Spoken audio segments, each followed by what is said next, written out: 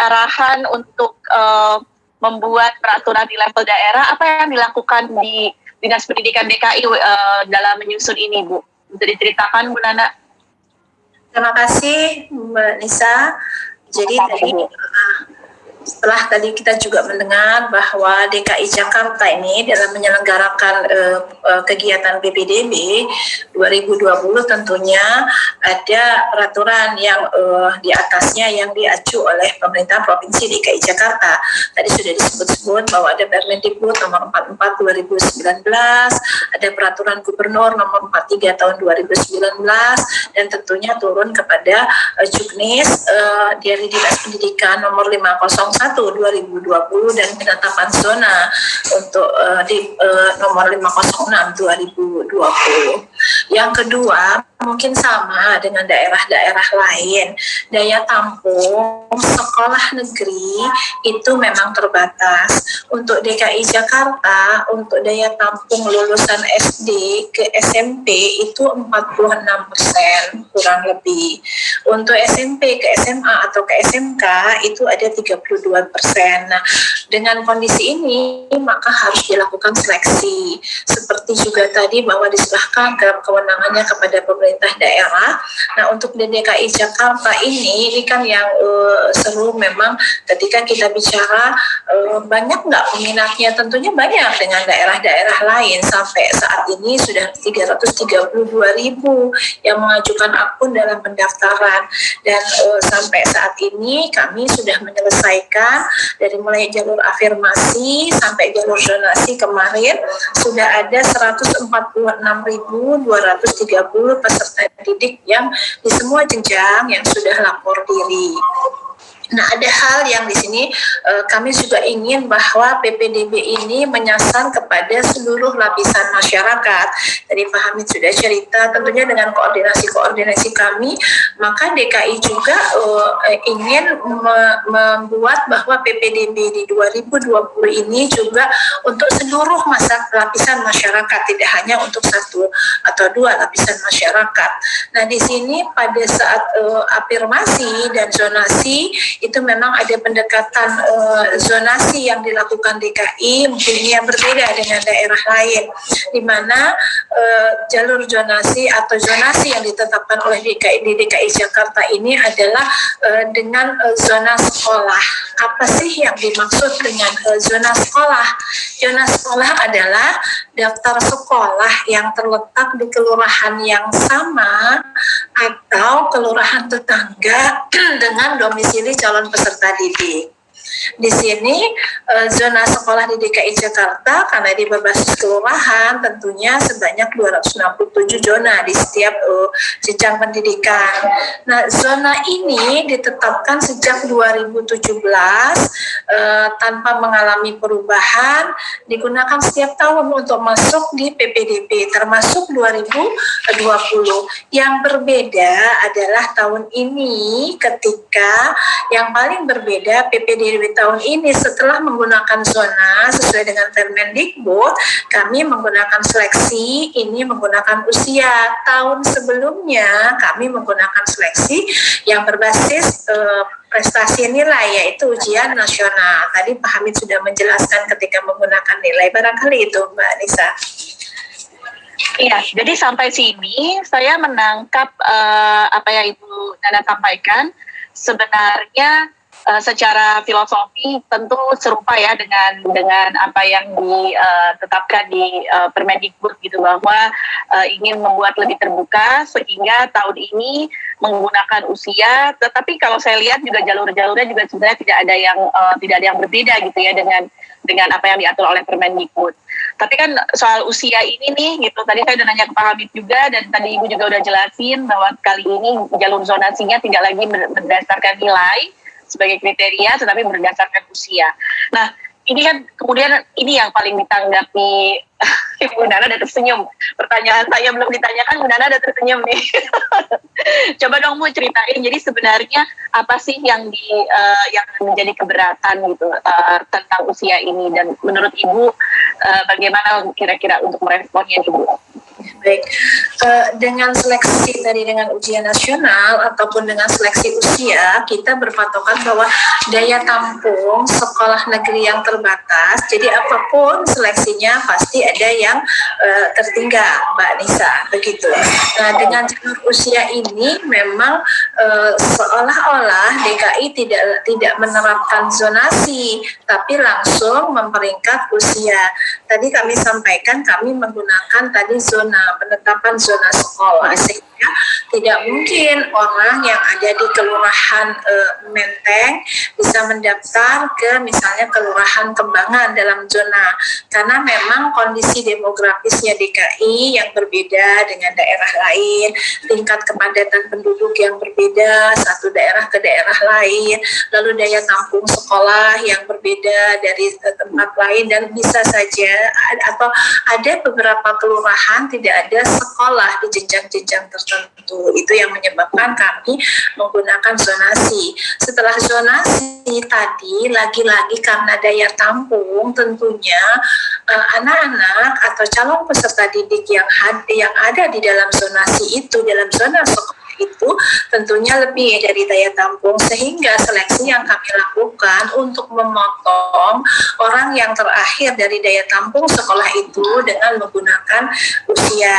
Kami sadar tentunya ada beberapa yang kecewa dan lain-lain dalam sebuah seleksi ini. Kami juga ingin melayani seluruh lapisan masyarakat tentunya. Itu satu hal usia tadi ya Bu ya. Kemudian hal kedua juga yang direspon oleh publik adalah tentang persentase. Jadi sudah ada Permendikbud, memang di Permendikbud itu ada rentang ya. Kemudian rentang itu ditentukan secara ditetap dalam rentang, kemudian daerah diberikan keleluasaan untuk menentukan berapa persen gitu. Nah, rentangnya untuk jalur zonasi yang ditetapkan Permendikbud itu kan adalah minimum 50%, Bu. Tetapi kemudian di DKI kemarin ditetapkan ada 40%. Nah, ini juga kan menuai respon yang cukup keras juga dari publik. Ibu ada pandangan tentang itu, Bu? Tentunya ketika kami mengatakan tadi disampaikan, tadi kami sampaikan berkali-kali, kami koordinasi dengan kementerian dalam hal ini adalah zona afirmasi dari 20% kami menambah menjadi 25%, karena harapannya adalah tadi pemerintah daerah ini hadir bagi masyarakat yang berasal dari yang memang dari tingkat sosial ekonomi yang harus kami perbesar dari afirmasi. Dalam minimalnya adalah 15%. Lalu untuk jalur zonasi kami awalnya memang 50%. Ketika 50%, maka yang terkikis adalah jalur prestasi. Jalur prestasi di sini tentunya kami harus menghitung dulu jalur afirmasi dan jalur zonasi, sehingga kami untuk mengatakan sebelumnya itu kan jalur zonasi menggunakan ujian nasional. Dengan menggunakan ujian nasional, anak-anak yang memang punya prestasi di bidang akademis, kalau zonasi itu 50%, maka prestasi itu nilainya jadi berkurang, 25% tambah 50%, 75%, maka untuk jalur prestasi yang saat ini kami berikan itu adalah 30%, 5% untuk jalur prestasi non-akademis, 20% untuk prestasi akademis, dan 5% untuk jalur prestasi yang berasal dari luar DKI. Satu lagi Mbak Nisa, pendekatan untuk afirmasi dan zonasi ini sama pendekatannya adalah menggunakan zona, penetapan zona dan kriteria usia, sehingga harapannya tadi dengan memasukkan usia seluruh lapisan masyarakat di zonasi ini bisa dapat terserap di sana. Nanti masyarakat yang berprestasi, yang punya akademis baik, usianya mungkin lebih muda, ini akan masuk di jalur prestasi. Begitu. Prestasi itu buka besok ya Bu ya? Mulai besok ya? Tanggal berapa Bu kalau prestasi? Kenapa Mbak Nisa? Kalau jalur prestasi mulai dibuka? Besok tanggal 1 Besok sampai ya. 2 Juli sesuai yang sudah kami umumkan. Jadi bagi Bapak Ibu, anak-anak calon peserta didik yang kemarin memang saya nilainya bagus, saya belum diterima, maka insya Allah bertanding di jalur prestasi yang nilainya baik dan lain-lain, kami buka tidak dengan penetapan zona. Ya, jadi tidak dengan penetapan zona, jadi bisa bertanding dengan probabilitas yang lebih tinggi sesuai dengan kemampuan prestasi yang dimiliki oleh anak-anak didik. Tapi ketika memang peminat pada salah satu sekolah, mungkin masyarakat mengatakan minatnya banyak begitu ya di sekolah-sekolah tertentu, ya ini kan juga kembali ke daya tampung. Tapi kami menyarankan ketika ini kami buka memang tidak ada penetapan zona sekolah memang untuk prestasi, silahkan mendaftar sesuai dengan kesempatan itu Mbak Nisa begitu. Oke. Lagi yang harus di jalur prestasi ini pun selain 20% kuotanya pasti ada yang tidak lolos seleksi, apalagi kembali ke daya tampung total sekolah negeri dan sekolah swasta itu, tapi tidak ada lulusan yang tidak bisa bersekolah karena jumlah daya tampung swasta ya. itu melebihi dari jumlah lulusan yang saat ini lulus begitu. Oke. Nah, ya sebelum saya masih ada pertanyaan Bu, tapi sebelumnya saya mau mengingatkan lagi kepada para partisipan, ini ada 57 orang yang baru bergabung, selamat datang. Mau diingatkan kembali bahwa ini adalah acara briefing bersama para teman-teman dari media yang diselenggarakan oleh Dinas Pendidikan DKI Jakarta dan mengundang Bapak Dirjen PAUD Dasmen, Pendidikan Anak Usia Dini dan Pendidikan Dasar dan Menengah, Pak Hamid, dan ada Ibu Nadiana di sini. Kita menggunakan Q&A, jadi ada menu Q&A itu di bawah, bisa digunakan Bapak Ibu, teman-teman media untuk mengajukan pertanyaan. Nah, sedikit lagi sih pertanyaan saya ke Bu Nana yang terkait tadi. Bu, itu juga saya baca bahwa kemudian ada yang sedih gitu loh Bu. Dan itu memang menyedihkan sih ketika jalur zonasi ini tadi Pak Hamid dan Bu Nana sudah jelaskan bahwa dibuat supaya lebih terbuka partisipasi masyarakat, terutama dari masyarakat menengah ke bawah gitu untuk mengakses pendidikan yang diselenggarakan oleh pemerintah. Tapi ada yang rumahnya dekatan jadi nggak masuk Bu, karena jadi udah tetanggaan, tapi kok malah yang sebenarnya namanya zonasi tapi malah nggak masuk. Iya, ini gimana Bu solusinya? Tentunya kami mengatakan bahwa setelah kami berkoordinasi dan kami juga mengakomodir tingkat tingginya minat masyarakat untuk sekolah negeri, di mana ada siswa yang berada satu RW dengan sekolahnya ini belum dapat diterima, maka hari ini kami mengumumkan bahwa pemerintah Provinsi DKI Jakarta melalui Dinas Pendidikan membuka jalur yang namanya jalur zonasi untuk bina RW sekolah. Nah, ini jalur apa Bu? Boleh diulang Bu? Maaf, jalur zonasi untuk bina RW sekolah. Untuk bina RW sekolah. Untuk bina sekolah tentunya dengan kami menambahkan kuota untuk menambahkan rasio di setiap kelasnya dari 36 menjadi 40. Kami tentunya dengan berkoordinasi kepada Kemendikbud. Sebelum kami juga memutuskan ini, kami minta untuk diizinkan menambah kuota karena memang banyaknya minat masyarakat yang tinggi untuk ini gitu. Ini jalurnya boleh diterangin lagi Bu. Jadi jalur ini terbuka untuk solusi tadi pertanyaan saya kan soal anak-anak yang tinggal di sekitar situ. Jadi tadi Ibu bilang bina RW sekolah. Jadi ini untuk anak-anak yang RW-nya sama dengan sekolah gitu. Iya, yang anak-anak tinggal di satu RW dengan sekolah. Oke. Oke, ini baru lagi ya. Dibuka kapan ini Bu? Ini akan kami buka di tanggal 4 Juli dan lapor diri pada tanggal 6 Juli begitu Bu Ella. Kalau di RW-nya banyak anak-anaknya harus ada seleksi lagi? Ya, jadi kan sebaran Pakai apa kriteria? itu tidak sama. Ada RW yang ketika ditambah rombongan belajarnya, tapi di sana anak-anaknya sedikit. Nah, ada RW yang memang anak-anaknya melebihi dari rombel yang ada, sehingga ini seleksi berikutnya kami menggunakan dengan seleksi usia gitu. Oke, jadi seperti zonasi ya Bu ya, hanya zonanya diperkecil di wilayah RW yang sama dengan sekolah, sehingga harapannya anak-anak itu tidak hanya tetanggaan, tetapi juga bisa akses di sekolah tersebut gitu ya Bu ya. Oke, terima kasih, ini sudah ada banyak ya. Gimana Bu? Dan juga kepada masyarakat tadi harus diingat bahwa sebaran penduduknya di tiap sekolah tidak sama. Jadi nanti ketika satu RW ternyata memang banyak, itulah maka tadi usia kami akan lakukan seleksi ya. Jadi gitu. Jadi sudah dihitung-hitung juga ya Bu ya, di wilayah-wilayah mana yang sebenarnya masih bisa masuk jalur RW ini. Oke. Baik.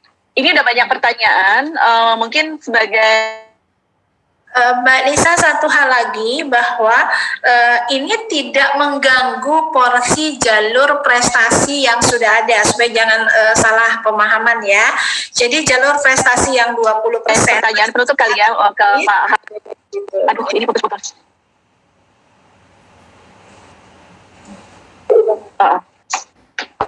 Halo, bisa kedengaran suara saya? Ya, jelas Mbak Nisa, ini tadi terputus. Oke. Iya, dia agak-agak nggak stabil, mohon maaf Bapak Ibu semua. Jadi kita melihatnya begini. Sekarang nih rencananya dengan bukan rencana lagi ya, sudah dilaksanakan. Kemudian masuklah siswa-siswa yang lebih heterogen. Ini kan juga pasti akan semakin ada dinamika yang tadinya mungkin mengajar siswa-siswa yang tertentu sekarang lebih beragam gitu. Buat PSPK sebenarnya yang namanya PPDB itu hanya membuka pintu untuk lebih lebar kepada siswa dari berbagai latar belakang. Tetapi tentu ini tidak cukup untuk bilang bahwa ini loh sudah kita buka, pasti harus ada akan ada dalam tanda petik masalah-masalah baru, dinamika-dinamika baru. Apakah ini juga sudah dipertimbangkan oleh Pak Hamid dan teman-teman di tingkat pusat dan juga Bu Nardiana dan teman-teman di tingkat daerah. Gimana nih dalam menyikapi ketika sekarang sudah terbuka, jadi mungkin guru-gurunya harus mengajar siswa yang lebih beragam, strategi-strategi apa kira-kira yang akan dilakukan oleh Kemdikbud Pak Hamid berkaitan dengan hal ini? Ya, saya kira sejak 2017 ya, itu memang banyak sekali keluhan dari guru-guru, terutama di sekolah-sekolah yang sudah mapan ya, yang siswanya homogen, pinter semua, dan seterusnya. Nah, begitu 2017 itu siswanya beragam, ya, tingkat kemampuannya beragam.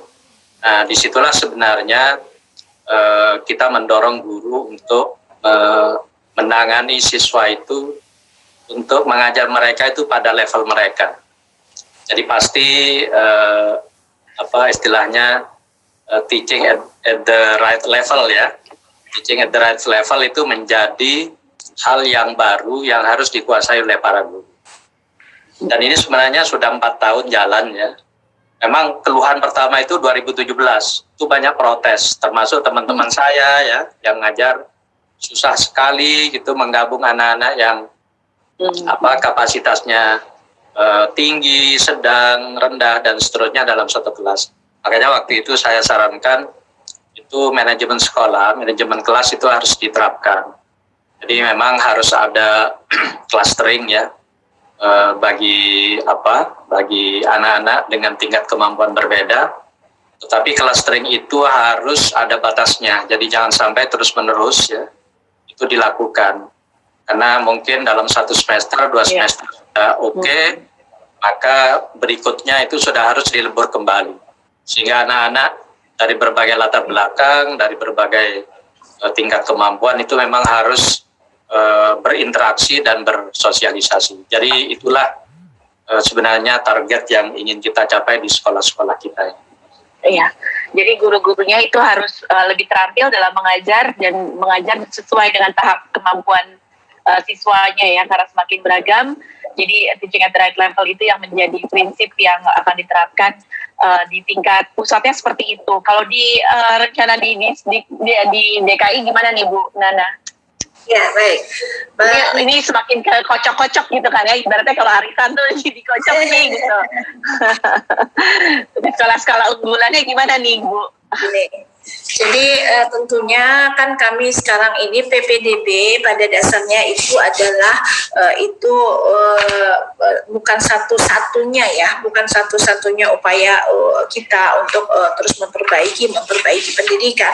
PPDB itu merupakan salah satu cara untuk membuka pintu perubahan. Nah, saat ini kita sudah membuka pagar kepada seluruh sekolah sehingga kesenjangan sekolah baik sekolah negeri sesama negeri dan swasta ini banyak PR yang harus kami kerjakan setelah itu. Begitu bagaimana dinas pendidikan bisa memberikan layanan yang tuntas dan berkualitas untuk seluruh anak-anak Jakarta dimanapun mereka bersekolah, baik sekolah negeri ataupun sekolah swasta. Karena kami sangat yakin peran serta teman-teman atau sekolah-sekolah swasta ini juga untuk menampung anak-anak kami yang memang dalam daya tampung negeri yang terbatas. Jadi inilah saatnya kami membuka pagar selama ini agar seluruh pendidikan yang didapat anak-anak Jakarta ini secara tuntas dan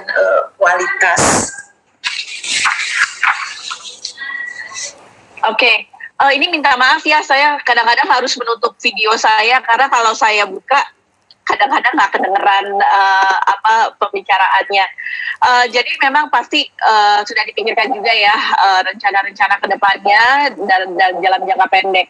Salah satu rencana jangka pendeknya ditanyakan oleh salah satu para partisipan. Jadi saya mau mulai masuk pelan-pelan ke pertanyaan-pertanyaan para partisipan ya Bu Nana dan Pak Hamid, nanti mungkin silakan saling ini aja merespon. Mungkin tadi menyambung dari pertanyaannya Bu Nahdiana tadi, sudah ada yang bertanya dari JAK TV, Mas Agus, adanya siswa dari sekolah swasta ikut lagi jalur PPDB katanya. Jadi udah keterima di swasta, apakah itu memang ada kasus-kasus seperti itu Bu di dalam PPDB ini? Ya. Ini jadi banyak soal cerita ini itu. Mungkin kesempatan Bu Nana juga merespon nih beberapa kasus-kasus yang terjadi. Ya, memang kami sampaikan tadi, artinya kami peruntukkan ini adalah untuk seluruh lapisan masyarakat yang lulus dia untuk masuk kepada sekolah negeri. Tentunya suppliernya bisa dari swasta atau negeri. Dalam catatan kami memang anak ini sekolah bisa jadi sekolah di swasta, tapi sampai saat ini memang saya belum menemukan bahwa ada anak yang di sekolahnya di swasta terus berhenti di swasta terus masuk ke sekolah negeri begitu, walaupun memang ada lulusan yang tahun 2019 dan 2018 yang terdata dalam data kami begitu Bu Nisa. Jadi ada pertanyaan juga nih dari Mbak Dani nih, mungkin kerjasama yang DKI itu ada kerjasama dengan sekolah swasta berbiaya murah. Bagaimana ini? Karena biasanya kan memang low fee private school atau sekolah swasta berbiaya rendah itulah yang menjadi pilihan untuk mereka yang kemudian tidak diterima di sekolah negeri kan Bu Nana. Bagaimana supaya tidak mengorbankan mutu anak-anak yang masuk ke situ? Ini pertanyaannya kurang lebih seperti itu. Baik, tentunya tadi yang saya sampaikan tadi ini baru pintu yang dibuka. Banyak PR yang memang kami kerjakan. Kompetensi guru pun kami tingkatkan karena kompetensi guru ini sangat penting untuk mendidik anak-anak yang ada di dalam kelas dengan saat ini dengan beragamnya anak-anak dari segala lapisan masyarakat. Yang kedua, tentunya proses pembelajaran yang saat ini sedang kami usung adalah bagaimana penerapan sebuah pembelajaran blended learning yang ada. yang ini sedang kami kembangkan. Yang berikutnya adalah kolaborasi antar sekolah. Kami sudah mempunyai 10 sekolah negeri yang membersamai sekolah swasta di sekitarnya, yang mereka bisa belajar bersama penggunaan sarana-sarana olahraga, sarana laboratorium ini yang sudah dilakukan. Itu yang memang kami sudah mulai sebagai bagaimana sekolah swasta dan sekolah negeri ini nantinya akan mempunyai kesetaraan bersama gitu.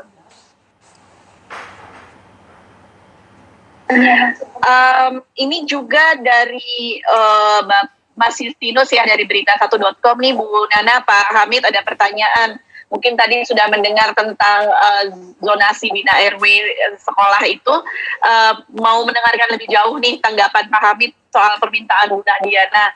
Tadi kan yang Bu Nadiana menyampaikan ada penambahan bangku dari 36 menjadi 40 setiap rombelnya. Diizinkan Pak? Ya, jadi penambahan siswa ya dari standar yang ditetapkan itu boleh, sepanjang memang ada alasan yang meyakinkan ya. Misalnya tahun lalu itu 2 tahun yang lalu Surabaya itu selalu mengusulkan minta tambah. Jadi Bu Risma itu selama 2 tahun berturut-turut minta agar siswa SMP dari 36 ya, dari 32 menjadi 36 itu saya perbolehkan. Karena kalau tidak ya itu kan aspirasi masyarakat untuk masuk sekolah negeri ini tidak akan tertampung. Tetapi kami juga tetap mempertimbangkan jangan sampai penambahan jumlah siswa itu pada akhirnya menutup sekolah swasta. Dan itu jadi pertimbangan betul gitu. Sebab karena sekolah swasta ini kan kontribusinya cukup besar ya terhadap angka partisipasi siswa kita. Jadi yang disampaikan Bu Nana itu pasti sudah kami diskusikan sudah sejak minggu lalu ya Bu Nana, masalah ini, masalah ini. Jadi itulah solusi yang memang kita sepakati untuk menambah kuota di sekolah negeri. Jadi ada batas-batas yang memang tidak boleh menambah begitu saja, tetapi hal-hal ini sudah didiskusikan gitu ya Pak ya sebenarnya, dan sudah ini. Oke. Ya, setiap ada masalah PPDB kami biasanya langsung kontak dinas apa yang bisa kami bantu untuk memecahkan masalah ini. Oke. Saya kira itu. Terima kasih. Ya, terima kasih. Oke, saya coba lihat lagi di sini. Ada pertanyaan, mungkin nanti ada dari Mas Saifan ya dari Jawa Pos, minta PPDB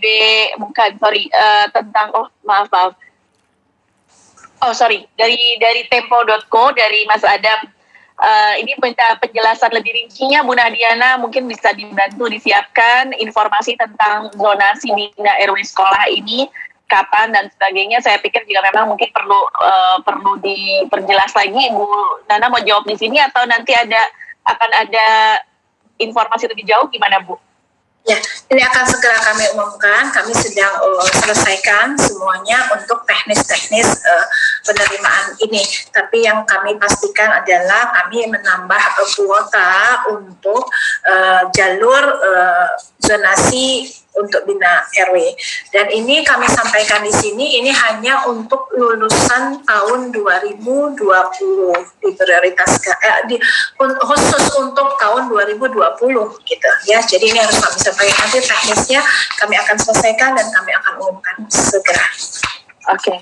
Bu, ini ada satu pertanyaan terakhir yang menurut saya juga, saya tahu Pak Hamid dan Bu Nadiana udah sibuk banget, pasti terakhir nih dari Mbak Yuni Astuti, saya kurang tahu nih nggak disebut medianya apa, tetapi saya pikir juga mungkin perlu dijawab juga Bu, jalur pendaftaran tentang jalur prestasi besok, ini harus ya dengan perhitungan nilai akreditasi sekolah.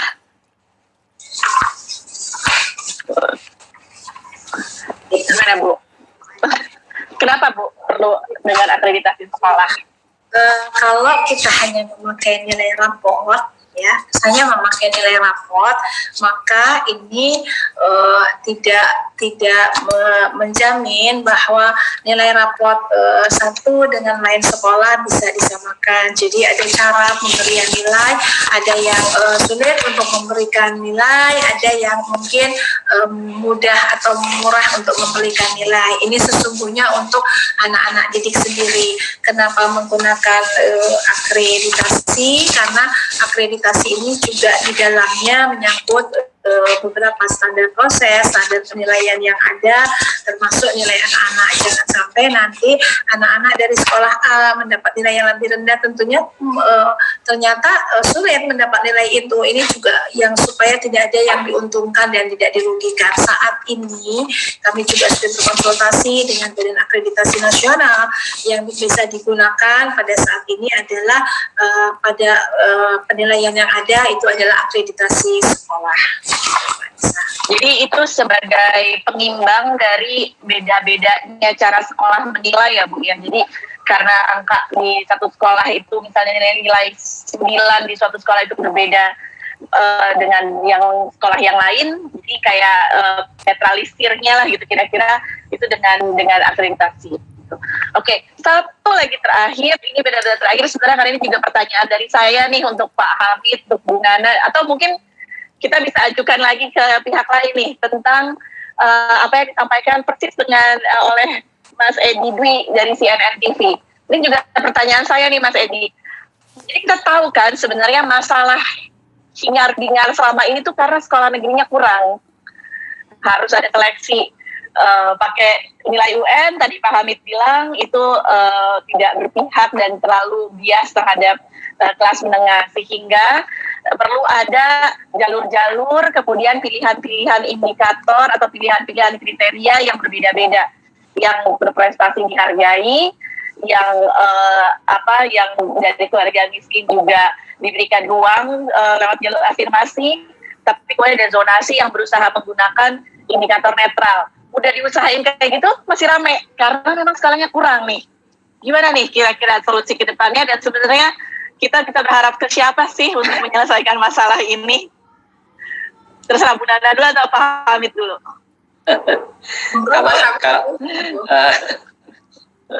Nanti detailnya Bu Nana lah itu. Kalau dari kacamata kebijakan nasional ya, itu kan sekolah apapun negeri atau swasta itu kan harus kita dukung. Yang penting anak-anak kita itu mendapatkan layanan pendidikan yang terbaik. Jadi itu yang pertama. Nah, perkara di satu daerah itu kurang sekolah negeri dan seterusnya, itu memang ada beberapa opsi. Jadi opsi pertama itu kalau yang normatif ya, itu kan membangun sekolah baru atau menambah ruang kelas baru, itu yang biasa kita lakukan. Tetapi dengan penambahan sekolah baru, ruang kelas baru, itu pasti akan ada dampak bagi sekolah swasta. Beberapa sekolah swasta pasti akan gulung tikar, terutama yang kelas bawah ya, itu pasti akan seperti itu. Nah, opsi kedua, itu di beberapa tempat, misalnya Surabaya itu sekolah-sekolah swasta yang memiliki potensi bagus itu dibantu oleh pemerintah daerah. Artinya sekolah swasta itu biar survive, kondisi mutunya bagus dan seterusnya.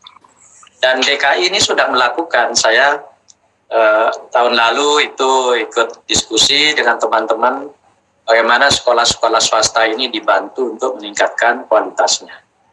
Oleh karena itu, saya kira tidak semua masalah kekurangan ruang kelas itu harus sekolah negeri. Tapi bisa jadi sekolah swastanya kita dorong, kita tingkatkan, itu jauh lebih murah, lebih efisien daripada kita membangun sekolah baru, yang mengangkat guru baru dan seterusnya. Tapi ini pilihan-pilihan kebijakan yang itu semuanya jadi pilihan pemerintah daerah dalam melaksanakan layanan pendidikan kepada masyarakat. Saya kira itu. Karena itu banyaknya di daerah ya Pak ya, keputusan tadi pilihan-pilihan itu memang di daerah ya Pak. Ya, jadi memang pilihan-pilihan itu memang kebijakan daerah masing-masing ya. Kita di Kemdikbud hanya menyusun kebijakan-kebijakan umum, regulasinya dan seterusnya, dan itu memang diatur dalam undang-undang pemerintahan daerah. Jadi itu Mbak Nisa. Iya, terima kasih Pak Hamid. Bu Nadiana. Bahkan jadi pada dasarnya memang setuju apa yang dikatakan oleh Pak Hamid, karena dimanapun sekolah negeri dan swasta di sini memang pemerintah daerah dalam ini DKI Jakarta melalui Dinas Pendidikan memang harus adil secara tadi kesetaraan. Mungkin tadi saya sudah sebut bahwa DKI dan Pak Hamid tadi juga sudah sampaikan, kita sudah rintis, sudah retas ini di awal bahwa bagaimana adanya pemerataan kualitas negeri dan swasta dengan semangat gotong royong, dengan semangat kolaborasi, dan kita sudah mulai itu DKI Jakarta dan akan sepertinya kalau mau mengeksplorasi dan ngobrolin soal kerjasama tersebut kita perlu sesi terpecah lagi ya Bu Nadiana ya. Mudah-mudahan kapan-kapan saya diajak lagi sama Bu Nana untuk ngobrolin ke arah situ, kerjasama meningkatkan kualitas sekolah swasta yang berbiaya rendah ya. Terima kasih banyak Bapak Pak Hamid, Bu Nana udah menyempatkan, dan terima kasih juga saya sampaikan ke Dinas Pendidikan DKI Jakarta sudah memberikan kesempatan saya dan PSPK untuk ikut ngobrol di sini, belajar dari Pak Hamid dan Bu Nana. Teman-teman, mohon maaf kalau tidak semua pertanyaan bisa dijawab satu persatu, tetapi semoga ini bisa membuat ada hal-hal yang bisa membuat warga Jakarta juga dan juga mungkin Indonesia juga lebih paham tentang kenapa sih mesti ada PPDB dan bagaimana perhitungan-perhitungan yang pertimbangan-pertimbangan yang dilakukan gitu. Semoga bisa menjadi pencerahan buat kita semua, dan untuk di DKI khususnya ya Bu, masih ada kesempatan di jalur prestasi tadi Bu Nana bilang yang besok akan dibuka, dan kemudian ada jalur apalagi Bu yang masih mengantri nih, ada jalur perpindahan ya. Kemudian ada jalur luar DKI ya Bu ya, dan yang terakhir yang tadi Ibu sampaikan itu ada jalur zonasi bina RW sekolah. Itu yang seperti zonasi tetapi dikhususkan untuk tetangga-tetangganya sekolah supaya tidak jadi penonton aja gitu yang ngeliatin teman-temannya lewat aja, tapi juga ikut belajar bersama. Oke. Iya, Bina RW sekolah. Jadi ini untuk yang sesama RW gitu ya.